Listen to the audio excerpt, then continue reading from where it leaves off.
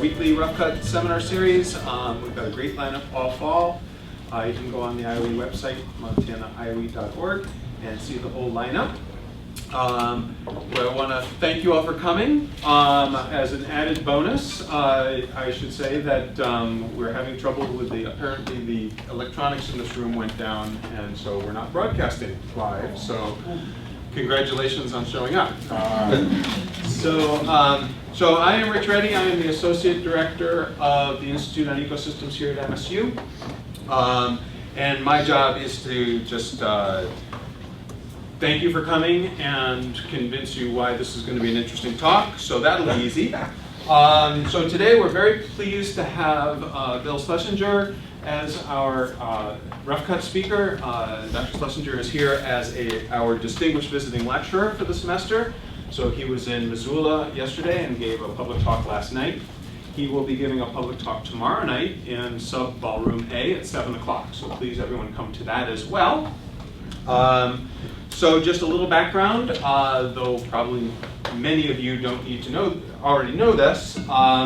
So Dr. Schlesinger is an ecologist and biogeochemist. He studies the links between environmental chemistry and global climate change. Is one of the first to attempt to quantify global carbon fluxes in soils. His research has improved our understanding of how trees and soils mediate carbon fluxes and their role in regulating atmospheric carbon dioxide concentrations, and as well as potential for carbon sequestration. He also has studied global cycles of ammonia and boron.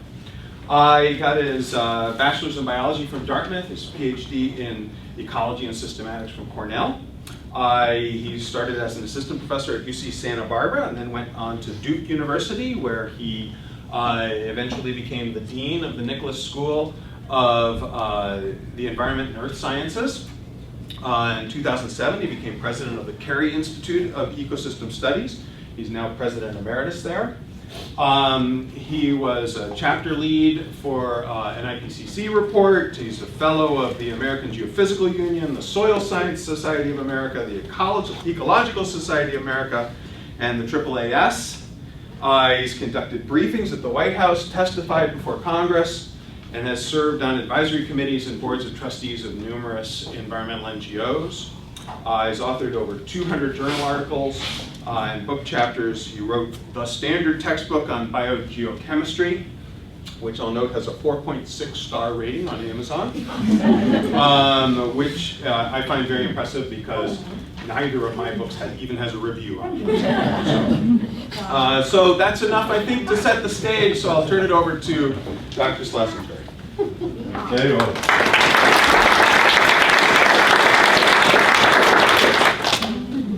So best if I stand here for projection and that works? Yeah, I think that'll work great. Okay. All this high-tech stuff. Great to be here. Somewhere out here, Paul Stoy's probably here. Maybe not. There he is. Okay. That fellow Dookie. And you're on my schedule, I think, for tomorrow. So, great to be here. I come to you from the state of Maine, and you may think that that's really strange given that the Carey Institute's in New York and Duke is in North Carolina. But when I retired from Carey 18 months ago, I basically decamped to a small environmentally constructed zero net house that we designed and built on the coast of Maine. And I tell you, with the internet, you can continue to do a lot of science remotely. So I've passed through the Carey Institute twice a year because I do spend the deep winter in North Carolina. Maine is no place to be in January. Here I am telling people in Montana. So I pass through Carey a couple of times a year on the way to and from. So those are kind of my movements.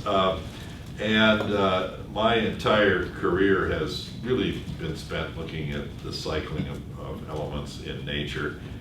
When I was an undergraduate at Dartmouth, I worked on a lot of trace metal work for trace metal deposition. This was still when leaded gasoline was being used widely, and so we were interested in what the deposition of lead in remote New Hampshire mountains might be. Same with mercury from coal-fired power plants. Then I got really interested in the carbon cycle, which is most of the stuff you mentioned about me. If I have any claims to fame, it's probably from work on the carbon in soils and whether soils can be a sink for carbon that might otherwise be in the atmosphere and deal with global warming. But all along I've had this kind of interest in trace element cycles. You can never get these kinds of things funded. But about 10 years ago, maybe 12 years ago, I started, I've been compiling, you know, anytime I found a reference where somebody measured boron in rain or seawater or rivers, I shoved those into a file, and then it seemed like a good time to put together a synthesis cycle.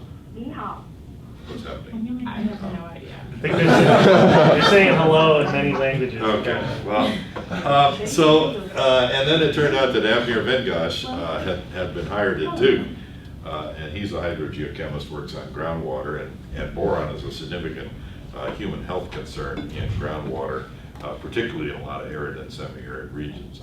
He'd studied it in Israel and the Middle East, but is now looking at it as a component of groundwater in North Carolina, where it's derived from coal ash piles that have been stacked up near coal-fired power plants for years. So we started to collaborate on this. I don't know how rough of a rough cut this is, because we've got 2 publications out on the boron cycle, but I still kind of dabble in all this and keep my eyes open for new things that are associated with it. So you know, I tried to get a grad student to do this years ago, Pat McGonigal. He did great things when he was at Duke, but one thing he did tell me was that boron was boring, and he didn't want to work on that. And I'm punching buttons here, but nothing is happening. Page, here's another page. Ah, okay, it's that one. So he always told me that boron was boring, and I said, no, it isn't. And the reason it isn't is that it's part of a class of elements where the human activity on the planet, so you and me and all our collective societal activities, industrial and personal, have significantly mobilized the amount of boron that's moving in the surface geochemistry, the amount of boron in the atmosphere, the amount of boron in rivers, the amount of boron in the oceans. So I thought it'd be fun to begin to look at some of these more trace elements, things that get overlooked in our urge to study carbon and nitrogen and phosphorus, which are, you know, extremely well documented. You can't publish a paper anymore that talks about the perturbation of the nitrogen cycle from human activities from fertilizer anymore, because it's been done in spades. But boron, also dabbling with vanadium and potassium and fluorine at the same time, but I want to talk to you about boron today as the farthest along. And actually the approach is probably the big message for today. You know, all the individual numbers I may give you, there's no way you'll remember those. And there's probably no good reason to remember them, because if you ever wanted them, you could look them up. But it's the approach of sort of how would you quantify the natural cycle of an element like boron in a laboratory that's as big as planet Earth, and then how would you quantify the human perturbation of that? Okay. Hope these people are agreeing with what I'm saying.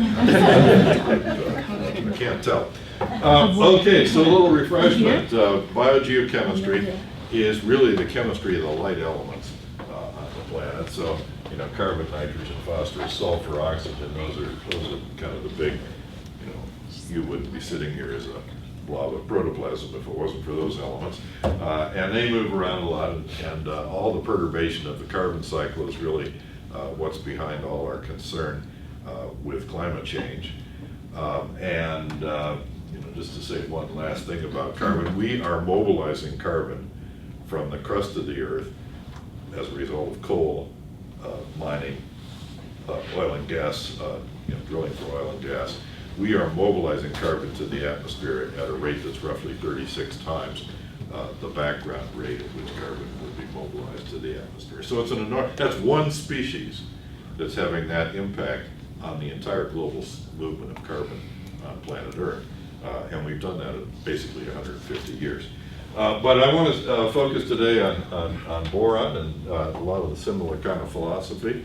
Boron is a trace element by nature, and if you plot the abundance of all the oops, at 92, all the natural elements in the periodic table as a function of their atomic number, so thorium and uranium are out there on the right, and hydrogen, helium over here on the left. This is a log scale. And this basically shows the relative abundance of the chemical elements of the periodic table in the universe. And Earth is a pretty good sample of that universe. We have perhaps a slightly greater abundance of the light elements and a slightly lesser abundance of the heavy elements at the surface. And boron's anomalously rare along down here with lithium, beryllium, and boron. Orders of magnitude less abundant in the surface and crust of the Earth than carbon and oxygen and nitrogen and magnesium and silicon, a lot of the things we think about all the time. So it, even though it's a light element, and the general view of this table is that light elements are abundant and heavy elements are relatively rare, and most of the trace elements of life, copper and zinc and manganese and iron, are kind of midway in this.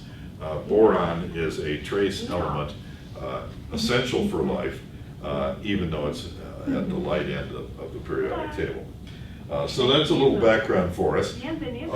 It has a very poorly understood role in plant physiology, although there are a few things that seem to be fairly clear, mostly by observing plants grown without boron, which is, that sounds like it might be easy to do, but given that borosilicate glass dominates most labware, it means you have to be very careful to do a boron-free culture of things. But those that have shown that it seems to be essential for adequate plant nitrogen assimilation, particularly on nitrogen-fixing species. They basically shut down without boron as a cofactor.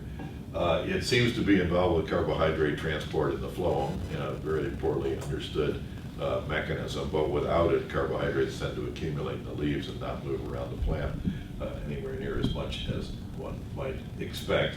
And it's important in the connection of the molecules that form cellulose in plant cell walls. That it has a very specific role, not much of it, single atom that connects these various segments of monomers and dimers of starch to form complex cellulose in the plant cell wall. So there's a number of ways in which it's known in the natural world. Of course, whenever you're doing one of these global cycles, it's nice to think that animals dominate life on Earth, but really if you don't understand the role of a trace element or an abundant element in the plant world, you're not going to be able to put together a global cycle for that element. Plants really dominate the uptake of things from the crust and the return of those elements into the soil where they can cycle again. So of course it's that's true for boron. It's the same way it's true for carbon, and I guess that would be my first lesson of this. If you play in global biogeochemistry, you're going to have a major emphasis on what's going on in the botanical world there. So then we have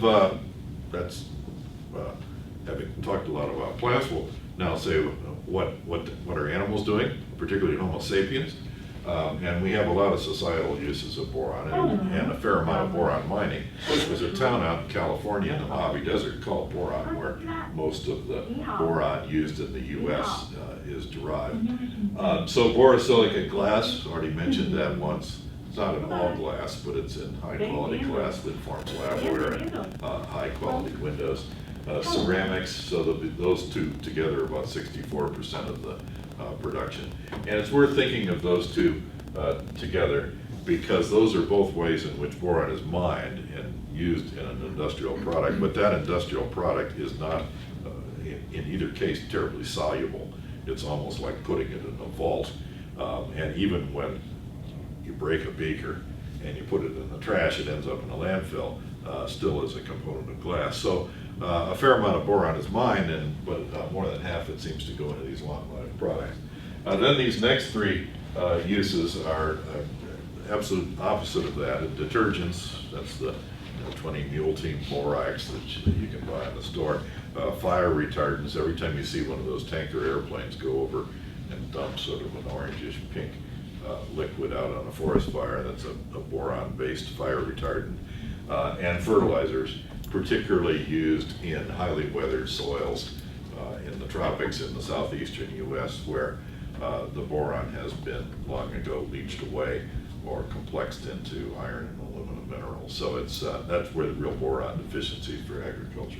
Then there's a bunch of other smaller uses in cosmetics and all kinds of little things that add up to the rest of it. This is about 85% or so. So that's really where we're looking in terms of Homo sapiens in uses. Okay, now the second thing that I like to stress on putting together element cycles for carbon or nitrogen or vanadium or boron is the utility of what I call these cartoons of the planet. I've done a lot of work talking to policymakers. I've never talked to them about boron, but when you go to Washington and talk to policymakers about the human use of fossil fuels and the perturbation of the carbon cycle, you can show them endless tables of data for the amount of carbon taken up by forests of the world. And they'll be reading their mail or talking to their staff or whatever. But if you show them one of these cartoons, the chances are good they'll wake up and begin to see the point you're trying to make. Because you can put various of the human activities here, the oil wells just cartooned in there as an oil derrick, coal mining, industrial uses. You can put those in the context of the movements of, in this case, boron in its natural cycle. If you can't see this and you have an urge later on to actually see or use all those numbers, it's a paper in Global Biogeochemical Cycles, came out early last year. But you'll see a big movement of boron out of the sea. Boron is an important constituent of seawater, and all the time. Anybody that wears glasses knows this. When you stand on the beach and stand there for any length of time, you realize your glasses get crusted with salt particles that are blowing ashore, and most of that sodium chloride, but one of the other larger constituents in that is boric acid. And so there's a fair amount of boron mobilized out of the ocean every year, some of which is redeposited on the ocean surface, and some of which is transported to land. And that deposition happens in both wet fall and dry fall. Wet fall being rain, as we know it, and dry fall being just particles that are deposited from the atmosphere. There's an emission from volcanoes, and I'll show you how we can calculate that kind of thing.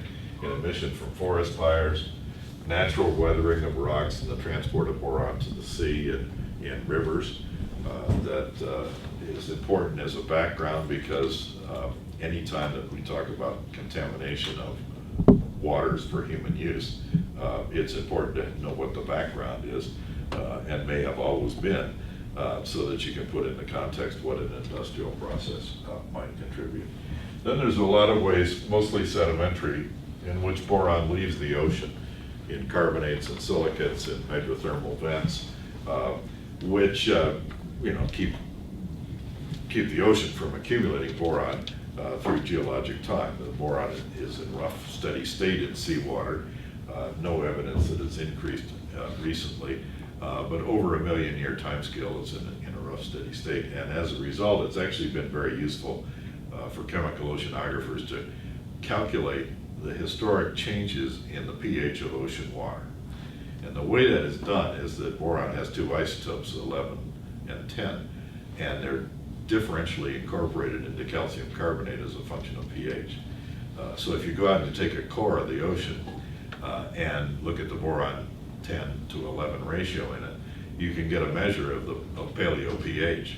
And of course, the big determination of paleo pH of ocean water is carbon dioxide in the atmosphere.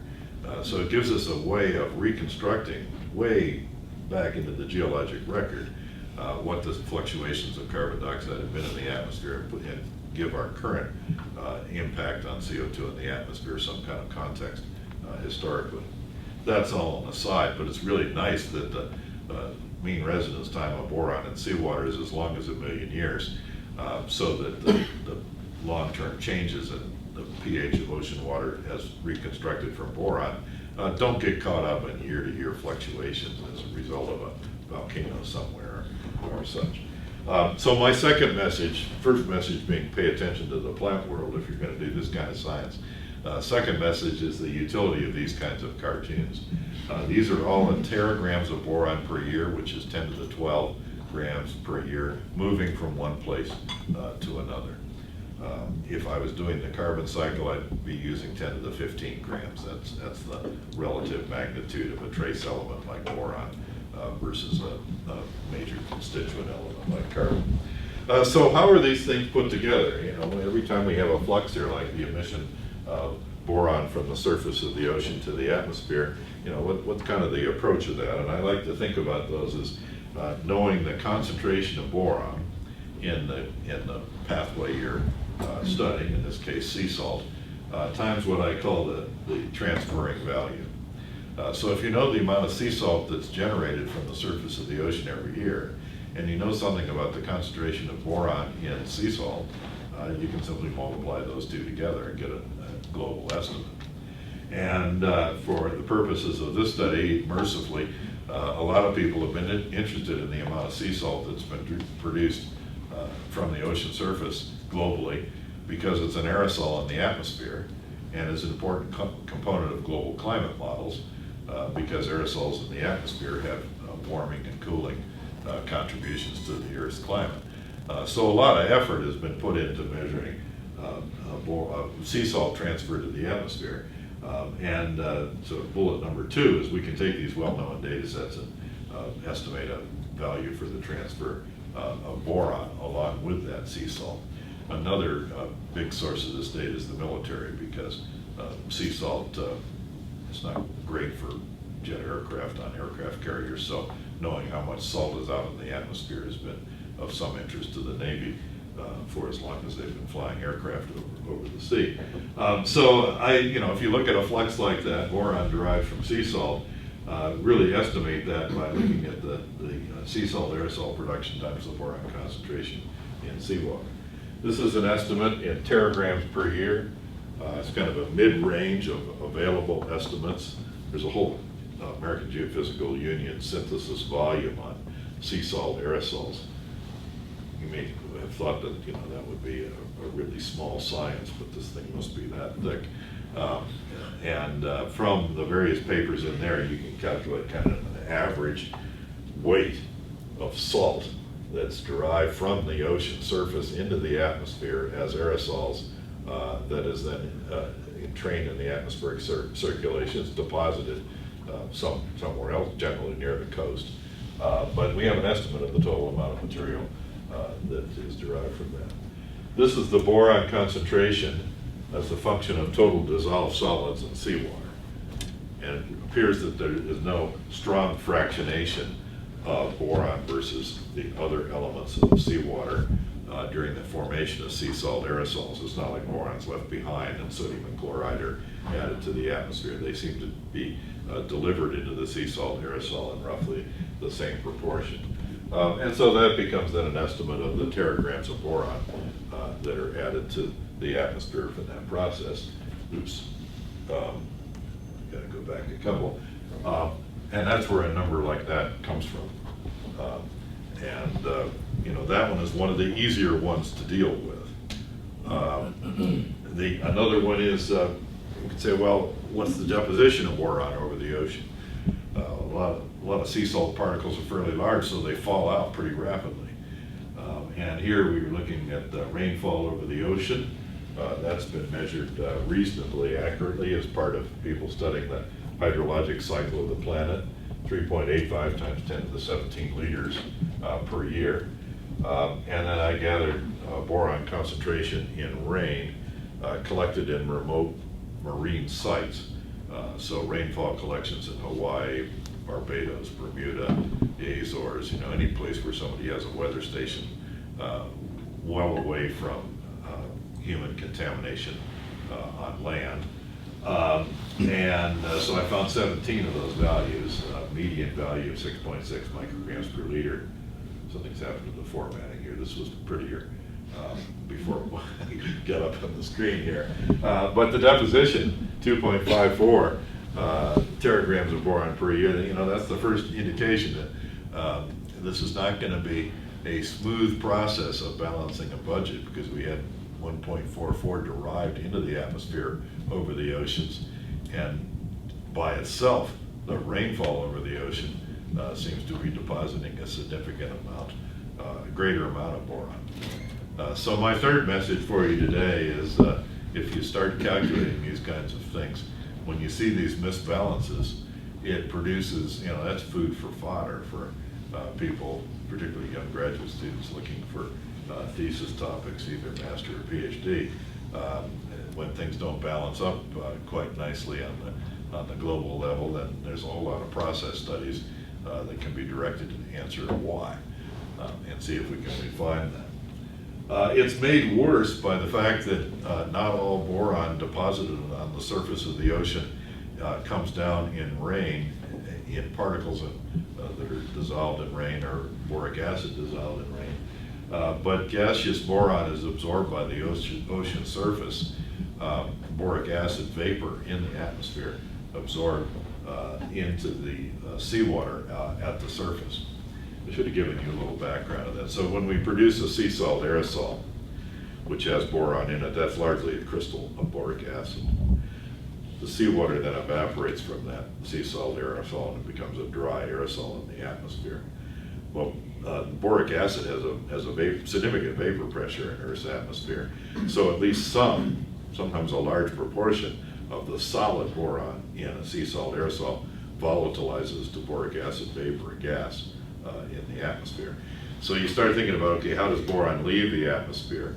Some is dissolved in rain and falls to the surface, but some is boric acid that dissolves right on the surface by itself by Henry's law. Oh, you dig back into your probably high school chemistry or physics of a gas over a liquid, that there's a partitioning of what's in the gas phase and what's in the liquid phase that is determined by Henry's law and the Henry's law coefficient for the gas in question. For carbon dioxide, a significant amount of, well, most of the CO2 in a gas liquid system is in the liquid phase, which is good for us, because if it was in the gas phase, CO2 in the atmosphere would be much higher than it is today, and we really have a global warming problem. So for boron, you can, I won't go through all these calculations for you, but the formula is the flux either into seawater or out for Henry's law is determined by what we call the deposition velocity times the difference in concentration between the equilibrium concentration at the temperature in question and the concentration in the atmosphere. And it turns out for the mean temperature of planet Earth, 15 degrees centigrade, the concentration in the atmosphere ought to be about 10 nanograms per cubic meter. But if you look at field measurements of the amount of boron in remote marine sites, it's closer to 30 nanograms. So that would give you an implication of a flux into seawater that has to be added to the deposition of in rain to get the total uptake of boron in the ocean. So that comes out to about a half a teragram per year. Again, you won't remember all of those numbers, but it's an approach to calculating this kind of thing for a gaseous element. With my current work on the vanadium cycle, vanadium has no gaseous phase, and from that perspective, this kind of thing will not appear or even be necessary to deal with vanadium in the atmosphere. It'll all come down in rain. We've basically derived these three numbers over here. They're some of the largest numbers in the cartoon, but the emission from the ocean surface balanced against the deposition and rain from the atmosphere and uptake from the atmosphere, we're off almost by a factor of 2. I'm not going to resolve that for you today, but if I was a marine seawater chemist, dealing with marine chemistry, that might be a pretty viable topic to try to work out and understand, has something been overlooked? Is one of these calculations grossly in error? I don't know the answer to that right on. It has begged the question from my perspective, are there some other sources of boron into the atmosphere that might blow out over the ocean and contribute to this excess deposition that we see over ocean water? And one of those that seemed worth pursuing was to look at the flux out of volcanoes. I had the fortune when I was at Dartmouth to hang around with a guy named Dick Stoiber, who trained a bunch of students in measuring volcanic flux. And this is sort of the ultimate macho activity, to go to erupting volcanoes and collect gas samples from the vent during the eruption. That's not for the faint of heart. But there's now a fair literature of people that have done that. It's been particularly motivated by folks that are interested in the sulfur dioxide flux to the atmosphere, because one of the big early defenses of power companies, electric utilities, it's not us that's putting the SO2 in the atmosphere and causing acid rain, it's those damn volcanoes. Those are big sources of sulfur dioxide in the atmosphere. So a lot of effort went into measuring SO2 out of volcanoes. And there were a few studies that have measured the ratio of boron to SO2 or boron to chlorine in volcanic eruptions. The chlorine was of interest because of chlorofluorocarbons and their destructive impact on stratospheric ozone. And again, DuPont and the other producers of chlorofluorocarbons, not us. So explosive volcanoes that inject gases into the stratosphere, that's the source of free chlorine in the stratosphere. So it was important for biogeochemists to work out what the flux of chlorine from volcanoes might be. Those were all separate stories, but I was able to dig into the literature and extract a reasonable data set of ratios of boron to chlorine and boron to SO2 from volcanic eruptions. And I was interested in what this meant for boron flux to the atmosphere. So here's an approach to that. Now, these are not related at all. Think of a wall between these two columns of thought, and I'll walk you through each of them. In other words, this equal does not refer to the right-hand side over there. But if you know the boron to chloride ratio in volcanic eruptions, which turns out the median value is that 0.0084, and you can extract from the various presentations of the biogeochemical cycle of chlorine from the chlorofluorocarbon work, you can calculate a teragram flux of boron to the stratosphere, into the atmosphere by the same process. And then separately, boron to sulfate, or SO2, those are pretty much converted in the atmosphere. That's the ratio. That's the teragrams of sulfur that's derived to the atmosphere from volcanoes, and the estimate of boron. In this case, I was really pleased with how these two approaches produced numbers that, remember, those are teragrams is 10 to the 12. So from my perspective, they're both multiplied by 10 to the 12, and the coefficient is, just welcomingly similar between the two approaches. That's the kind of thing that makes you feel good about putting these cycles together.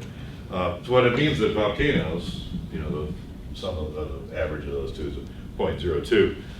The idea that they might be contributing this missing boron that's being deposited over the ocean, it turned out to be false and disappointing that way. I'm not going to be able to answer this for you today. There's a big unknown, off by a factor of 2 or more, in our ability to understand the cycle of boron in the atmosphere on the surface of the Earth. Instead, I want to move to some of these industrial fluxes and have you think about the human impact on what's going on in rivers, and we'll come back to the atmosphere towards the end of it. So there's a number of studies, too bad it isn't a little larger, but I'll walk you through that. Boron is a significant constituent of coal, significant constituent of oil, petroleum, crude oil, and then it's mined as boron ore purposefully by humans. And so you can look at the flux from all those processes. In the case of coal, it's the amount of coal burned every year times the median value for boron and coal from different worldwide collections. Same with oil. And so the upswing in these curves, which is not great, largely reflects the increasing use of fossil fuels on the planet times a standard background boron concentration there. Boron mining does show some much more significant commodity fluctuations as a result of different products that come. For instance, the advent of polypropylene lab glassware, which doesn't break, has probably significantly cut into the amount of borosilicate glass that's used. So boron has shown quite wide fluctuations in its commodity production and therefore the mining production globally. Anyhow, we were able to reconstruct those. This is mostly from U.S. Geological Survey data from both the U.S. and USGS keeps track of global sources, well, global mining, coal production of petroleum, and mining of boron ore. So those are easy to find. And this is kind of a summary of what you can find in the literature. Again, the formatting here has gotten a little screwed up, but I'll walk you through it. The natural mobilization of boron from the Earth's crust, take that number and put it over there. 0.043 chemical weathering. That's the breakdown of rocks by normal chemical weathering processes on the surface of the Earth from rainfall largely, and the release of boron from that chemical weathering into surface waters that flow to the sea. Mechanical weathering, just like it sounds, that's the fracturing and erosion of rock without necessarily the release of boron as an ion from the constituent. And there's the volcanic emissions that I calculated for you a minute ago. So those are all kinds of ways in which you can say this is how boron got mobilized on the surface of the Earth before humans started doing anything. This is kind of the background flux to the atmosphere. And then all our activities are up here. We mine coal, we extract petroleum, we don't and burn it. The actual release to the atmosphere during the combustion of petroleum is pretty tiny. So it's got 0.00049, so that's pretty much you could ignore that. But the produced water from oil and gas exploration has a very significant flux to the atmosphere. It's roughly double that released from coal mining. By produced water, I mean, well, let's set aside fracking here for a minute. When you produce oil from an oil well, generally speaking, you're producing about as much as 10 barrels of water for every barrel of oil. Nobody talks about that very much, but that water is often close to brine. And it has high concentrations of all salts, of which boron is often a major constituent. With fracking, it's probably gotten even worse because now we inject water down to conduct the hydraulic fracking process, and that water, of course, flows back, having been circulated down in the deep geologic layers, flows back to the surface. Sometimes it's re-injected, but a lot of times it's simply disposed of. So produced water, again, that number should be over there, it's actually one of the major numbers on the anthropogenic perturbation.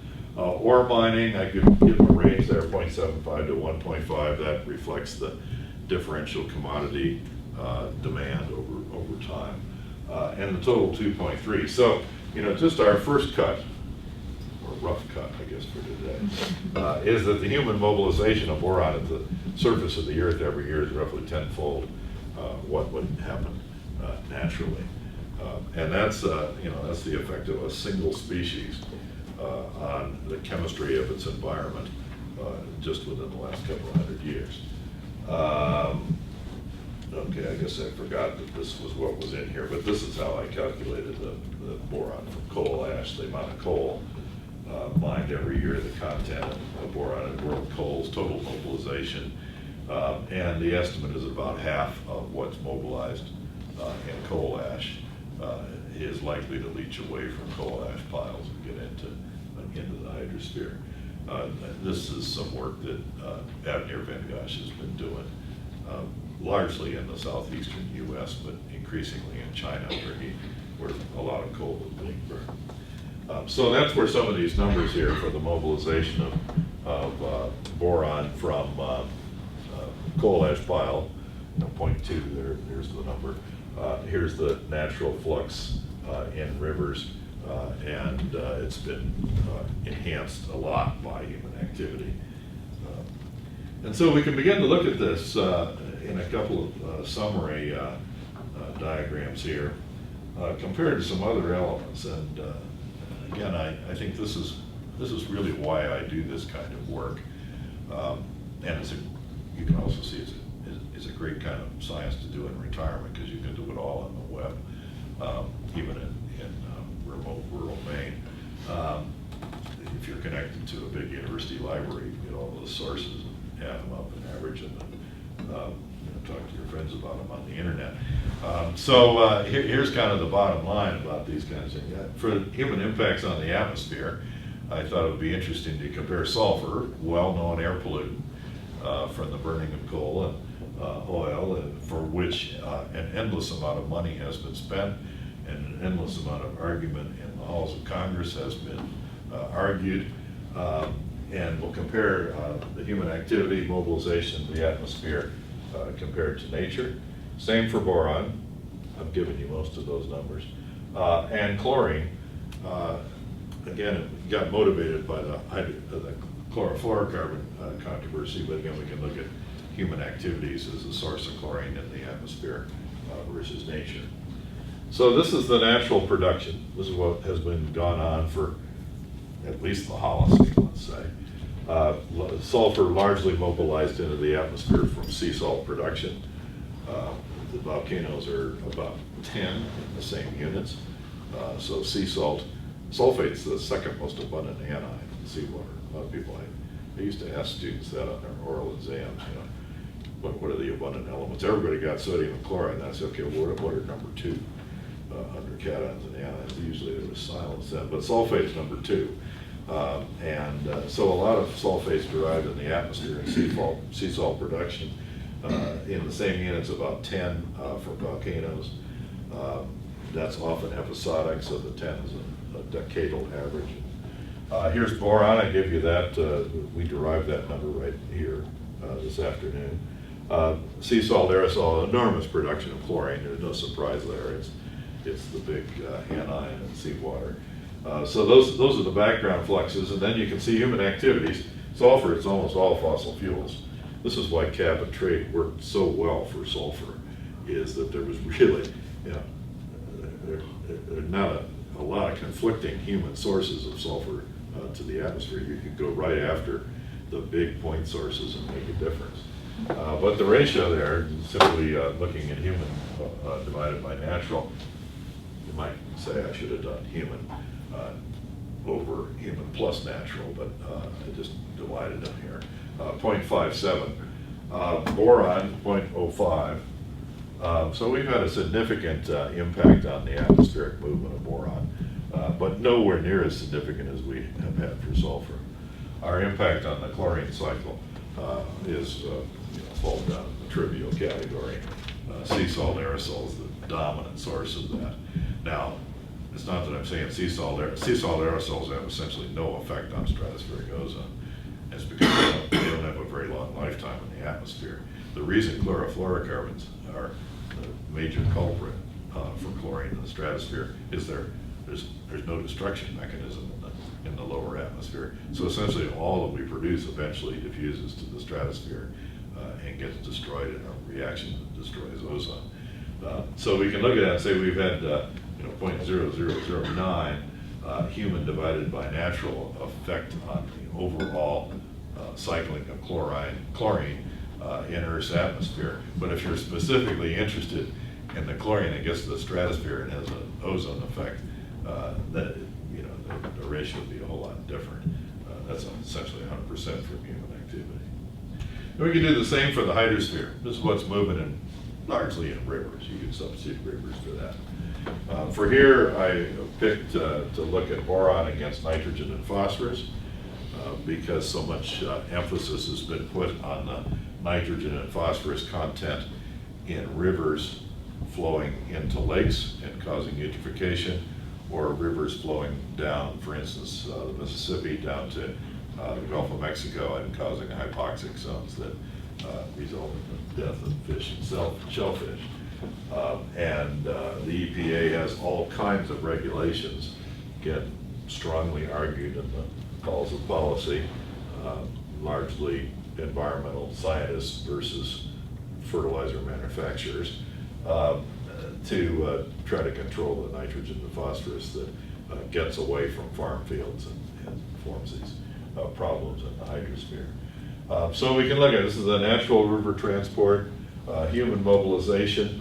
So this is the production of nitrogen fertilizer that gets away from the point of application. In other words, this is the amount that enters rivers in runoff, separate from the amount that actually stimulates crop growth and ends up moving up the food chain. And the same is true of phosphorus. That's the amount of phosphorus, of all the phosphorus is mined, that's likely to get away and contribute to eutrophication problems. So you can see for nitrogen and phosphorus, these huge impacts. We've actually more than doubled the flow of phosphorus in world rivers. 1.5 is the ratio of human over natural there. It's no surprise that Lake Erie turned green every summer.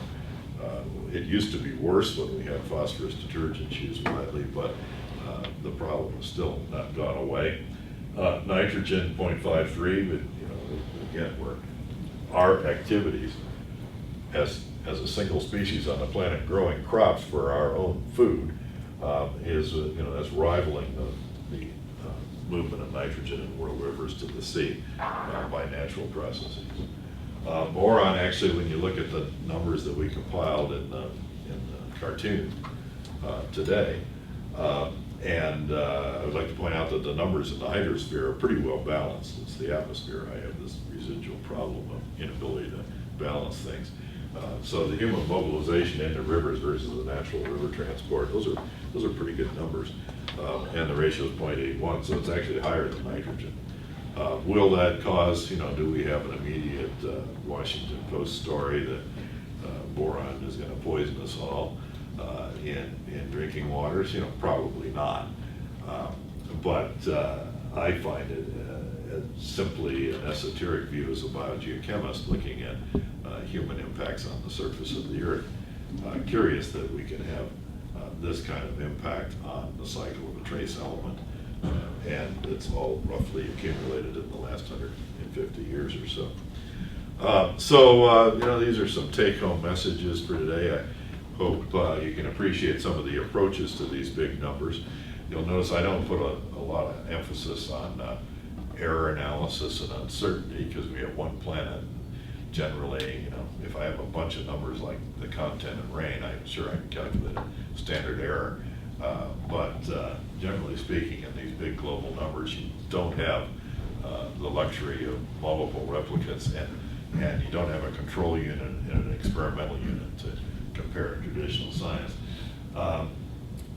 The diagrams, cartoons, you can call them, to aid in mass balance budgeting and to aid in communication of this kind of thing to general audiences. For boron in particular, better need to understand air-sea exchange. And for many of these elements, what I call the biogeochemical cycle, the bio being Homo sapiens, you and me, as part of the biosphere, dwarfs the natural cycle in many cases. At least it's matched it. In many cases it dwarfs it. And that, of course, is related to the last significant human impacts on these cycles. And I think that's it for today. Yeah, I didn't put in my usual picture of the Carey Institute diagram. But hopefully this has been fun. I've had a lot of fun doing it. And I'll be glad to take questions, comments, parting shots.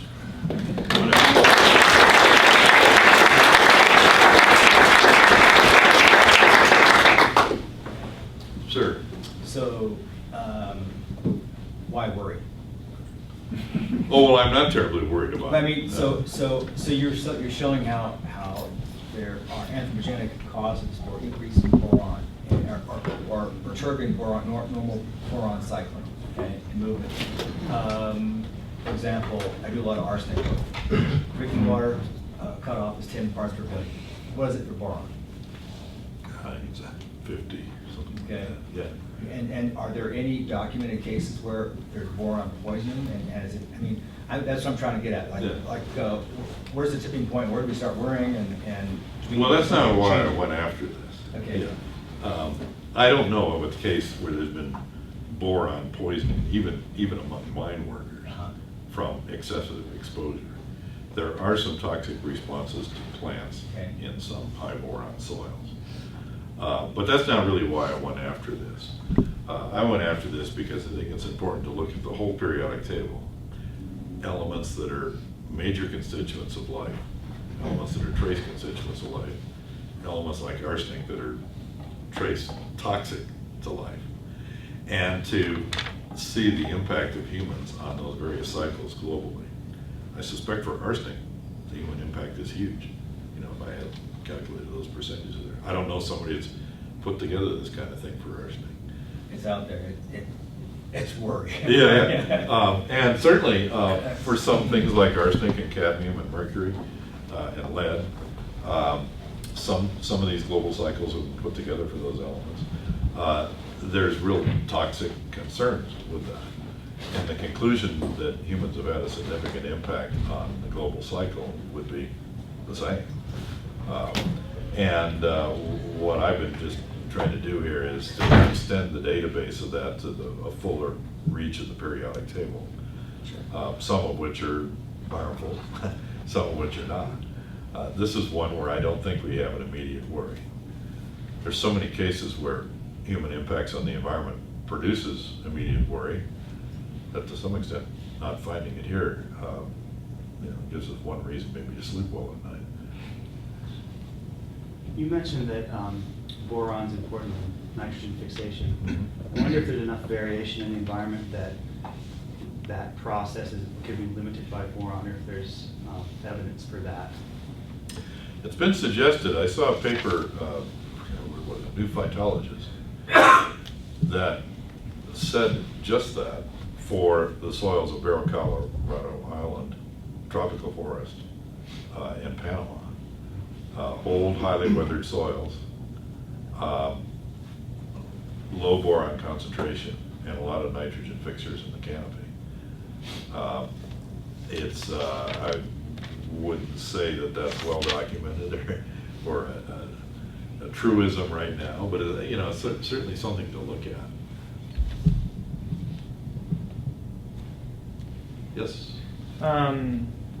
So I would assume, I guess, that your estimates from economic production, I should say from like mining ore, just because they're based on economics, they would have better data perhaps.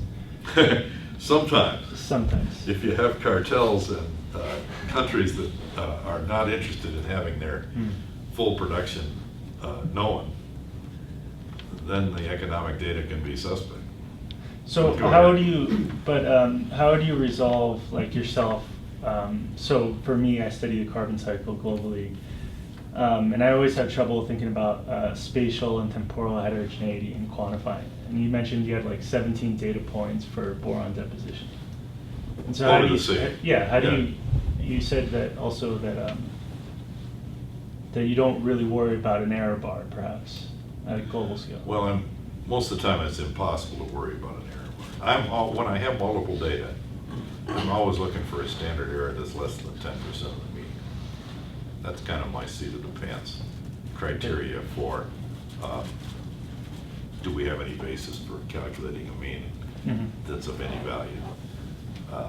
And so that's just a rough tabletop estimate of when we have enough. And it turned out in the case of the boron content of rain over the oceans, I was well within that limit.